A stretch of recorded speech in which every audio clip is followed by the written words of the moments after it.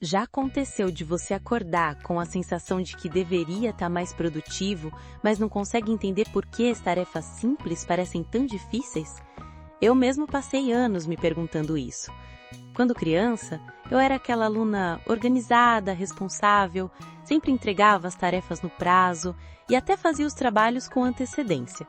Sim, aquela pessoa chata que todo mundo conhece.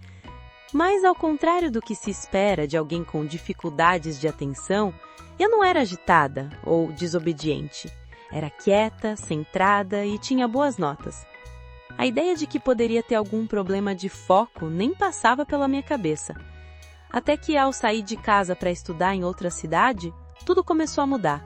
As aulas eram ignoradas, as atividades deixadas para a última hora e a motivação sumiu completamente.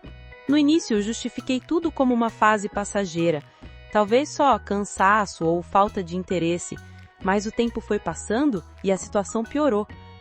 Decidi largar a faculdade para seguir uma carreira criativa, algo que me empolgava de verdade. Afinal, se eu fosse meu próprio chefe, conseguiria organizar meu tempo e ser mais produtivo, certo? Errado. Na verdade, tudo ficou ainda mais difícil. Tarefas que antes pareciam simples viraram um martírio. Eu precisava me trancar num cômodo sozinha para tentar fazer qualquer coisa. Se eu achasse um tema interessante, mergulhava nele por horas, esquecendo compromissos e responsabilidades. Foi nesse momento que comecei a perceber que havia algo maior em jogo. Não era preguiça, não era falta de vontade. Era como se houvesse uma guerra constante dentro da minha mente, travando cada decisão simples como sentar e começar a trabalhar. E mesmo assim, demorei muito tempo para considerar que isso pudesse estar relacionado a algo como TDAH. Tudo mudou quando recebi uma mensagem inesperada de um amigo.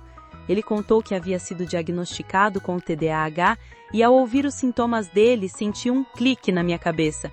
Muitas das coisas que ele mencionava eu também vivia: dificuldade de manter o foco, distração constante, procrastinação intensa e até o famoso hiperfoco em assuntos específicos. Apesar disso, continuei negando a possibilidade de eu também ter TDAH. Meu raciocínio era simples: eu fui uma boa aluna, bem comportada, então como poderia ter algo relacionado a isso? Mas quanto mais eu pensava, mais peças se encaixavam. E isso me levou a uma pergunta que vai te acompanhar até o final deste vídeo. Como é possível ter todas as características de uma pessoa com TDAH sem nunca ter dado sinais claros disso antes? A resposta a esta pergunta veio depois de muito tempo refletindo e buscando ajuda profissional. Fui ao consultório de um psicólogo especializado e, após algumas sessões detalhadas, o diagnóstico foi confirmado. Eu tenho TDAH tipo desatento. Foi como se um véu caísse dos meus olhos.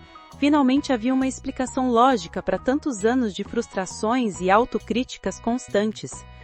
O profissional me explicou que muitas pessoas com TDAH tipo desatento passam despercebidas durante a infância, especialmente aquelas que têm apoio estruturado em casa. No meu caso, minha mãe sempre foi muito presente, ajudando a manter minha rotina e responsabilidades em ordem. Quando saí desse ambiente controlado, as lacunas começaram a aparecer. Além disso, estudos indicam que mulheres e homens podem manifestar o TDAH de formas diferentes. E muitas vezes, o tipo desatento é subdiagnosticado, por não corresponder ao estereótipo comum. Após o diagnóstico, comecei a usar estratégias adaptadas para o meu funcionamento cerebral. Coisas simples como iniciar o dia com uma tarefa fácil para entrar no fluxo produtivo ou criar pequenas recompensas mentais para engajar nas atividades mais chatas. Essas adaptações fizeram toda a diferença. Mas foi só meses depois, quando resolvi experimentar medicação sob orientação médica, que percebi o real impacto do TDAH na minha vida. Ao tomar o medicamento, pela primeira vez consegui manter o foco sem esforço excessivo, pensar de forma linear e lembrar das coisas sem me perder em 1000 distrações. Foi como se eu finalmente conseguisse ouvir a mim mesmo, sem o barulho constante da ansiedade e da dispersão. Isso me fez questionar: será que muitas pessoas com TDAH vivem anos sem saber apenas porque nunca tiveram acesso a esse tipo de experiência? Pois é, Muitas pessoas vivem décadas sem entender o que realmente está acontecendo nelas. E o pior, sofrendo com a culpa, a autoacusação e a sensação de fracasso. Eu mesma me culpei por não ser mais produtiva, por não cumprir prazos, por esquecer coisas importantes, mas agora entendo que não era fraqueza, era só o jeito como meu cérebro funciona. Ter esse diagnóstico não só trouxe alívio emocional, como também ferramentas para otimizar minha rotina e melhorar minha qualidade de vida.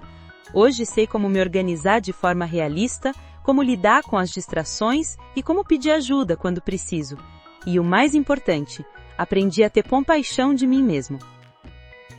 Se você chegou até aqui e se identificou com pelo menos parte dessa história, talvez seja hora de investigar mais profundamente.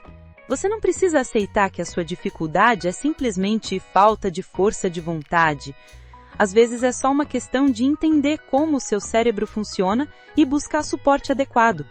Não há vergonha nenhuma em reconhecer suas limitações e buscar formas de superá-las. Pelo contrário, isso é coragem, isso é evolução. E se esse vídeo tocou você de alguma forma, compartilha com alguém que merece ouvir isso também.